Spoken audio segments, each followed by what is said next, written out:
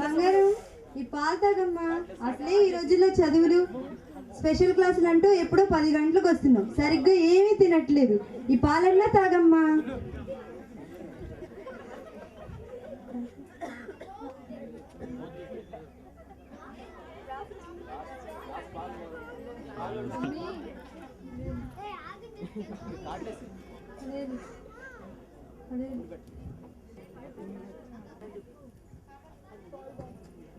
నాకు విశ్వస్తుంది. నేను బాగానే చదువుకుంటాను, డాడీని నిన్ను బాగానే చూసుకుంటాను, సరేనా? సరే, ఆ పాలు అప్పుడే. సరే మమ్మీ, ఇంతకు డాడీ ఏరి? పూజ గదిలో ఉన్నట్టున్నారు, అదిగో వస్తున్నారు. Daddy, daddy. ఏంటమ్మా బంగారం, ఏమండి నువ్వు ఇంకా కాలేజీకి టైం అవ్వలేదా? డాడీ, ఇంకా కాలేజీకి టైం అవ్వలేదు. నన్ను డ్రాప్ చేయమంటావా? వద్దులే డాడీ, నేను స్కూటీ మీద వెళ్తాను. నువ్వు బాగా చదివి నా పేరు నిలబెట్టాలమ్మా. తప్పకుండా డాడీ. చాలు చాలు, తల్లిదండ్రుల గారాబం చాలు గాని నీకు కాలేజీ టైం అవుతుంది, వెళ్ళమ్మా. ఓకేనమ్మా, నాకు ఆఫీస్కి కూడా టైం అవుతుంది, వెళ్ళొస్తాను. బాయ్ రా బంగారం. Bye daddy. గురించి ప్రార్థన చేసుకుని కాలేజ్కి బయలుదేరుతుంది.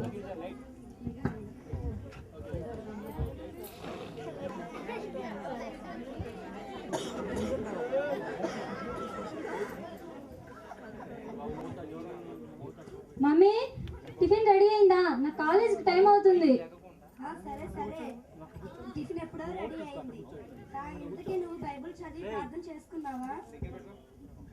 ఉదయాన్నే లేచి బైబిల్ చదివాను, ప్రార్థన చేసుకున్నాను. ఇందుకే నాకు టిఫిన్ పెడతావా పెట్టవా? సరే సరే, పెడుతున్నానమ్మా. ఇంటికి డాడీ ఏరు మమ్మీ? గదిలో ప్రార్థన చేసుకుంటున్నారమ్మా. అవునా, సరే. ఫ్రెండ్స్, ఇప్పుడు వాళ్ళిద్దరు కాలేజీలో కలుసుకునే సంభాషణ.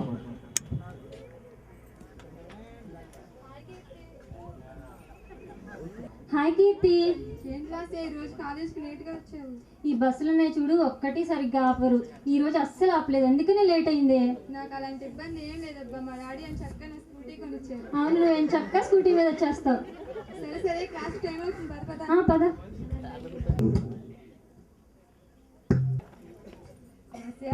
మన కెమిస్ట్రీ సార్ ఉన్నారే, ఒక్కటి అర్థమయ్యేటట్టు చెప్పరు, రెండోసారి అడిగినా చెప్పరు, అసలు ఏది అర్థమయ్యేటట్టు చెప్పరు. తప్ప బాగా అనకూడదు, మన సార్స్ ని, పెద్దవాళ్ళని ఎప్పుడు గౌరవించాలి. అమ్మో చాలు తల్లి నీ ఉపన్యాసం. సరే కానీ రేపు మా ఇంటికి రావాలి నువ్వు. ఏంటి విశేషం? ఏం లేదవ్వే, నువ్వు ఎప్పుడు మా ఇల్లు చూడలేదు కదా, అలాగే మా పేరెంట్స్ని కూడా చూసినట్టు ఉంటుంది, నువ్వు తప్పకుండా రావాలి రేపు. తప్పనిసరిగా వస్తాను. బాయ్ కీర్తి. బాయ్ లాస్య. కీర్తి కోసం వాళ్ళ ఇంట్లో ఎదురు చూస్తూ ఉంటుంది.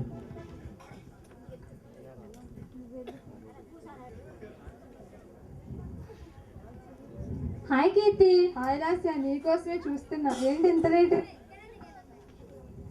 సరేరా, లోపలికి రా, వచ్చి కూర్చో. ఏంటి మీ ఇంట్లో ఎవరు కనిపించట్లేదు? మీ మమ్మీ డాడీ లేరా? ఉన్నారు.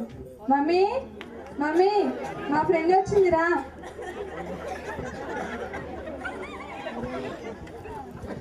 నమస్తే ఆంటీ. నమస్తే అమ్మా. ఏంటి ఫ్రెండ్స్ని చూసి మాట్లాడటమేనా? ఏమన్నా స్నాక్స్ పెట్టు. అయ్యో, ఈ మాటలప్పుడు ఆ విషయం మర్చిపోయాను, ఇప్పుడే తీసుకొస్తాను. పర్లేదు. పర్వాలేదురా. మా మమ్మీ ఇంట్లోనే ఉంటారు ఆంటీ, డాడీ చిన్న జాబ్ చేస్తూ ఉంటారు. అవునా? ఇంటికి అంకులేరా ఆంటీ? బయటికి వెళ్తున్నారు అనుకుంటామ్మా, దానికోసం బయలుదేరుతున్నారు. అవునా? తను మా ఫ్రెండ్ లాస్య. నమస్తే అంకుల్. నమస్తే అమ్మా. తను నేను కాలేజ్ నుంచి మంచి ఫ్రెండ్స్ డాడీ. ఇలాగే బాగా చదువుకొని ఫస్ట్ క్లాస్ లో పాస్ అయ్యి మా తల్లిదండ్రుల పేరు నిలబెట్టాలమ్మా. తప్పనిసరిగా అంకుల్. తప్పనిసరిగా డాడీ. ఓకే, నేను బయటికి వెళ్ళాలి, టైం అవుతుంది, వెళ్ళొస్తానమ్మా. బాయ్. బాయ్ అమ్మా. బాయ్ బంగారం. Bye daddy. వచ్చావు, త్వరగా వస్తే బయటకు వెళ్దాం అనుకున్నాను. నేను తొందరగా రావాలని అనుకున్నాను. ఈరోజు సండే కదా, మా ఫ్యామిలీ అంతా కలిసి చర్చికి వెళ్తాం, అందుకనే లేట్ అయింది. అవునా? సరే ఆంటీ, మా మమ్మీ డాడీ ఎదురు చూస్తూ ఉంటారు, నేను ఇంటికి వెళ్తాను. సరే, జాగ్రత్తగా వెళ్ళిరమ్మా. అలానంటీ. Bye aunty. Bye Keerthi. Bye Lasya. కాలేజీలో కలుసుకుంటారు. అదే. బాయ్ కీర్తి. హాయ్ లాస్య. నీకు ఒక విషయం చెప్పాలి కీర్తి. ఏం క్లాసా? రేపు మా చర్చిలో సెమీ క్రిస్మస్ జరుపుకుంటాం, నువ్వు తప్పనిసరిగా రావాలి. సెమీ క్రిస్మసా? లాస్యా, నాదో డౌట్. అసలు సెమీ క్రిస్మస్ ఎందుకు జరుపుకుంటారు? అసలు సెమీ చెప్తాను. క్రిస్మస్ అంటే ఏంటి? ఈ లోకంలో ప్రతి మనిషి దేవునికి దూరంగా పాపం చేస్తూ బ్రతుకుతున్నారు. ఈ భూమి మీద ఒక్క నీతిమంతుడును లేడు. చనిపోయిన వారందరూ నరకానికి వెళ్ళిపోతున్నారు. అందుకని యేసుక్రీస్తు మరియా అనే కన్యక గర్భాన్ని జన్మించి సిలువలో తన ఆఖరి బొట్టు వరకు రక్తాన్ని చిందించి 3వ దినాన లేచారు. అలాంటి పరిశుద్ధుడైన దేవుని జన్మదిన సందర్భంగా ఈ క్రిస్మస్ జరుపుకుంటారు. ఈయన ద్వారానే నీకును నాకును మనందరికీ రక్షణ దొరుకుతుంది. అవునా? ఆయన మనందరి కొరకు జన్మించారా? అవును, నశించిపోతున్న వారిని వెతికి రక్షించుటకు ఆయన ఈ లోకానికి వచ్చారు. ఈ నామమందు తప్ప ఏ నామమందు రక్షణ లేదు. తన నామందు తప్ప ఏ నామందు రక్షణ లేదా? అయితే యేసుక్రీస్తు తెలియని వారి పరిస్థితి ఏంటి? మంచి ప్రశ్న అడిగావు కీర్తి. యేసుక్రీస్తుని నమ్మని వారి జీవితాలు శాంతి సమాధానాలు లేక, వారి పాపాలు వారికి శాపాలుగా మారి, వారి జీవితాలు నరక కూపములకు లోనై నశించిపోతున్నారు. అయితే నన్ను కూడా ఒకసారి నీతో పాటు చర్చికి తీసుకెళ్తావా? తప్పనిసరిగా తీసుకెళ్తాను. వస్తూ ఉంటారు. ఒకరోజు లాస్ట్ కీర్తికి ఒక గిఫ్ట్ ఇవ్వడం. కీర్తి, నీకు ఎప్పటి నుంచో గిఫ్ట్ ఇవ్వాలనుకుంటున్నాను, నువ్వేమనుకుంటావని ఇవ్వట్లేదు. ఏంటిది అది? చాలా థ్యాంక్స్ అబ్బా. నేనే నేను ఎప్పటి నుంచో అడుగుదాం అనుకుంటున్నాను, కానీ నువ్వే తీసుకొచ్చి ఇచ్చావు. అవునా? తీసుకోవడం కాదు, రోజు ఉదయాన్నే లేచి బైబిల్ చదువుకొని ప్రార్థన చేసుకోవాలి. తప్పకుండా చదువుకుంటాను. సరే, నేను ఇంటికి బయలుదేరుతాను. సత్యనాస్య, బాయ్. బాయ్. ఉంటూ ఉంటుంది. ప్రభువా, నన్ను మార్చినందుకు నీకు వందనాలు. అలాగే నా తండ్రి, నా కుటుంబాన్ని కూడా నీ సన్నిధికి నడిపించండి. అలాగే మా కుటుంబానికి కూడా మారు మనసు దయచేయి. అన్యుడైన తండ్రి తన కూతురు ప్రార్థన చేసడం చూసి ఆశ్చర్యంతో వస్తున్నా డాడీ. నేను విన్నా నువ్వు ప్రార్థన చేయడం, నేను బైబిల్ చదవడం చూశాను. మన ఆచారాలు, మన కట్టుబాట్లు మర్చిపోయావా నువ్వు? ఇంకెప్పుడు ఇలా చేయకు. మన ఆచారాలు, మన సాంప్రదాయాలను మంటపాలు చేయకు. ఎప్పుడన్నా నువ్వు బైబిల్ చదవడం కానీ ప్రార్థన చేయడం కానీ చూశాను అనుకో, నేను సహించను. తన జాగ్రత్తలు చెప్పి ఊరు వెళ్తారు. ఏమి లేదు లాస్య, నేను ప్రార్థన చేసుకోవడం, బైబిల్ చదవడం మా డాడీ చూసి ఆయన నన్ను బాగా తిట్టారు. అందుకని. అవునా? బాధపడకు. మీ డాడీ తిట్టారని నువ్వేం బాధపడకు. రోజు బైబిల్ చదివి ప్రార్థన చేసుకో. మీ డాడీతో నేను మాట్లాడతాను. సరే. ఏం లేదు అంకుల్, మీరు నిన్న కీర్తిని తిట్టారంట కదా, నాకు తెలిసింది. నువ్వేనా మా అమ్మాయికి అలాంటి అలవాట్లని నేర్పిస్తుంది? ఇంకెప్పుడైనా మా అమ్మాయితో మాట్లాడినా, మా అమ్మాయికి ప్రార్థన చేయడం కానీ బైబిల్ చదవడం అలాంటి సలహాలు ఇచ్చిన బాగోదు. లేదంకుల్, మీరు తప్పుగా అనుకుంటున్నారు. నిజమైన దేవుడు యేసు, ఆయనను నమ్ముకోనండి. మీ సాంప్రదాయాలు కట్టుబాట్లు నిజమైనవి కావు. పో, ఇలాంటివి నాకు చెప్పకు. సారీ లాస్య, మా డాడీ నిన్ను అవమానించిన విషయం నాకు తెలిసింది. నువ్వేం బాధపడకు. పర్లేదు కీర్తి, మీ డాడీ అలా అనుకున్నారని నేనేం అనుకోవట్లేదు. ఇది మనందరి ధ్యేయం. అలాంటి వారినే మనం మార్చాలి. పద, మీ డాడీ గురించి, మీ కుటుంబాన్ని గురించి ప్రార్థన చేద్దాం. సరే దా.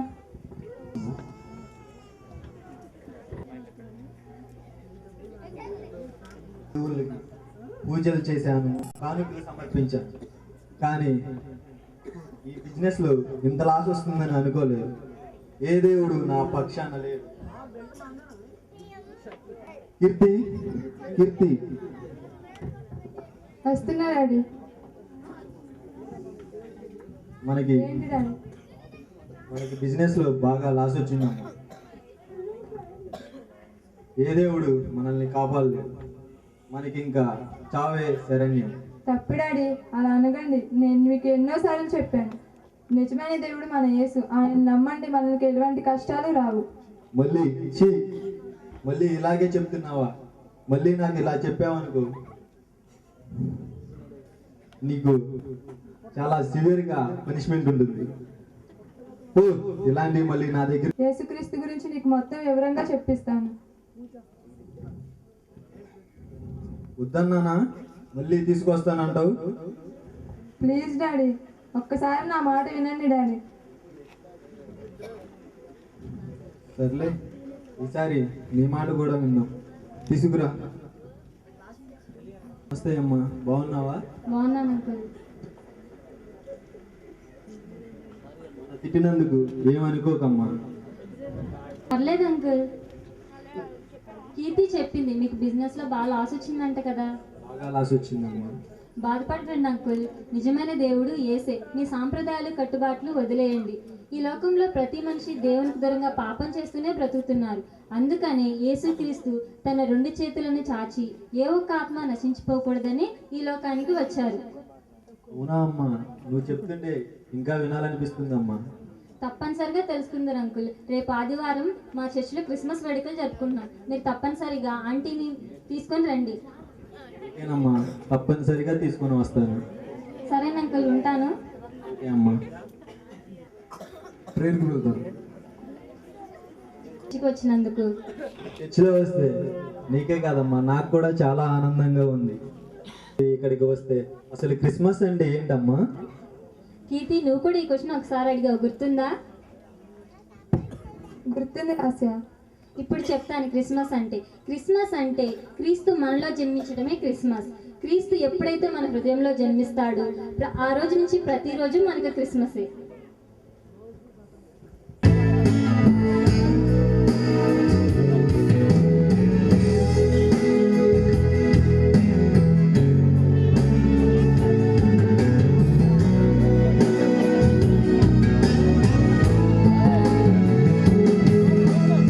మదిలోకి నీవు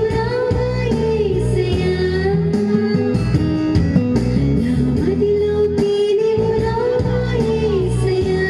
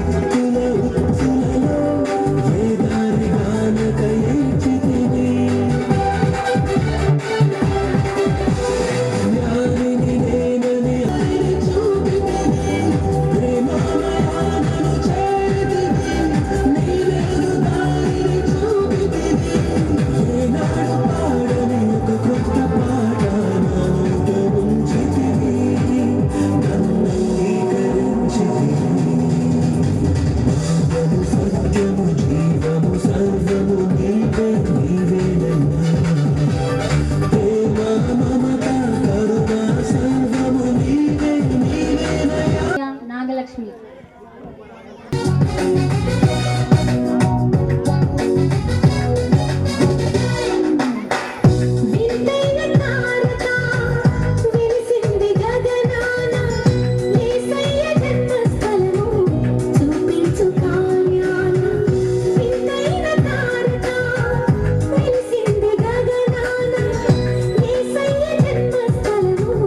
చూపించు కార్యాన జ్ఞానులకి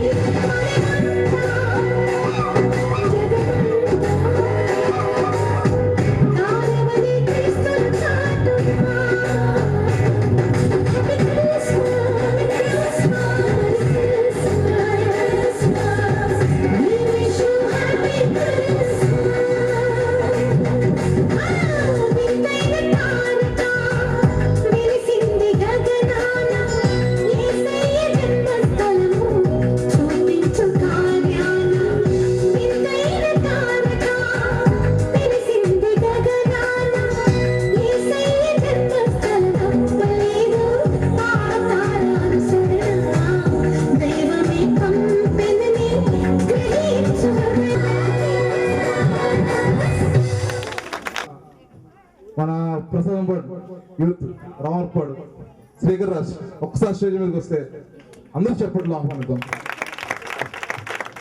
గట్టిగా.